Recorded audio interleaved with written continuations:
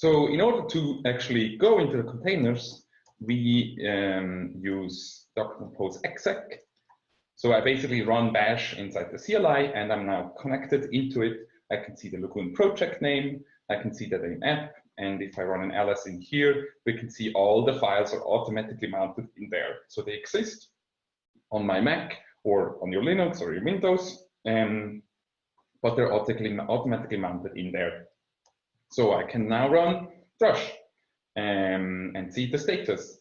And I can see the Drupal version that is there. We can see the Drush version. And now what I can run is say Drush site install, and it will automatically install me a site. I don't have to configure anything around MariaDB, where to find it, what all of this, because our configurations, they use environment variables that automatically finds by Lagoon. So it finds where the MariaDB is, and it will use it, and it will install it in there. It's all fully done, and nothing for you to like configure or to change all of that.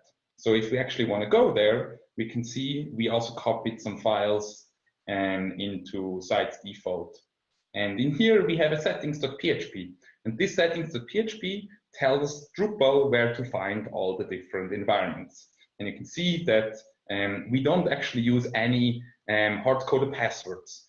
Usually you don't commit maybe your settings to PHP. In Lagoon you can, because all of them are running by environment variables. So Lagoon automatically checks where's the database, where's the username, the same for Solr, the same for Redis, the same for Varnish. All these things are automatically injected without you needing to configure them. And that means our site now is automatically there. And I can now run a Drush status. And it will now give me back my site URL that I defined before. And if I go there, so I go over here, I open that, and look at that. There we go. We see now my site.